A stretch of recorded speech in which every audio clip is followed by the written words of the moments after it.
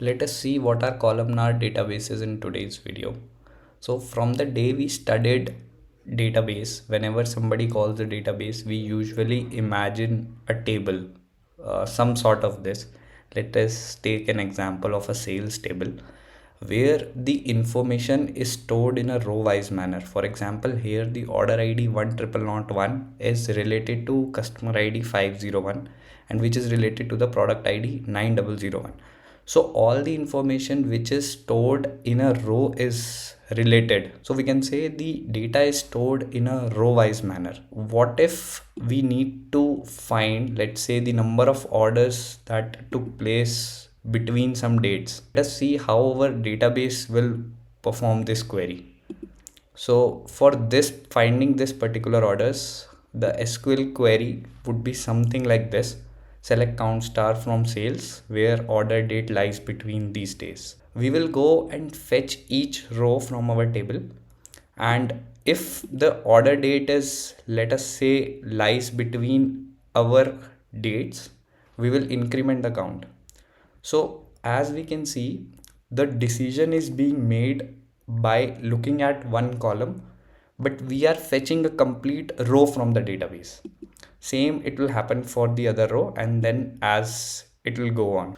So one thing to note here is that we are making decision based on the value of one column, but still we are reading complete rows. And if we talk about the size of the row, then one of our column is of 4 bytes, and if we calculate the remaining row size, then the data scan which is actually required is 4 bytes. But how much we are reading? We are reading close to 50 bytes. So overall, more than 90% of the data that we are reading from our disk is actually useless in computing our this particular query. What if we might have stored our data in some sort of this thing, like we are only storing the order date column values? So now we could have gone from each each row to one column, and it would have significantly reduced our scanning data. A columnar database not only just stores it in column wise manner, it also splits the data into multiple blocks. So now each block has a minimum date and maximum date. So you don't need to read sequentially each date. You can read it via each block, and each block also has a minimum date and maximum date. So just by reading these two values, you will be able to know whether you want to go inside that block or not. For example, we needed to find all the orders between 1st January until 10th January. So our block 1 already lies in this particular interval. So we don't exactly need to go inside each dates and check. So we can skip one block. So this actually prevents us from reading sequentially, and each and every record we can read it blockwise. So this fastens our read time even more. On top of that, one more advantage that columnar database gives us is that it will even compress this data further.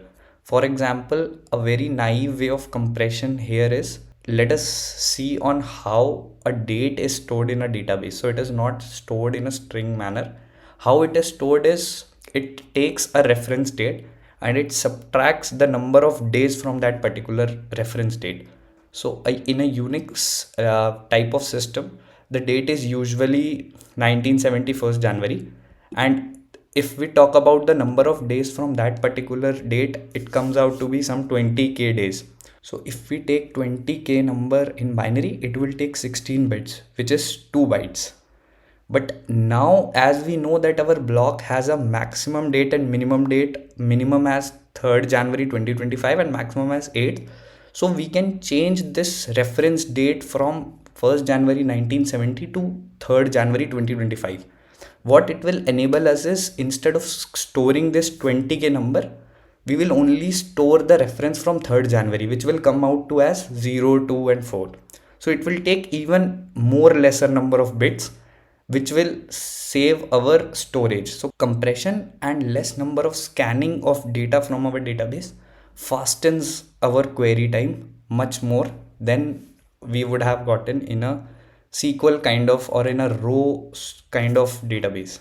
So whenever your query looks something like this, it has analytical query, which includes some average count or min max. The columnar databases are excellent for it.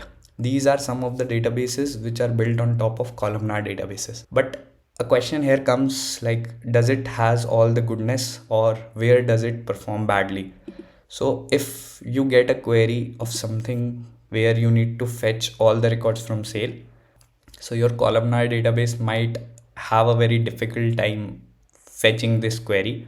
Why? I would be happy to see that answers in the comment section.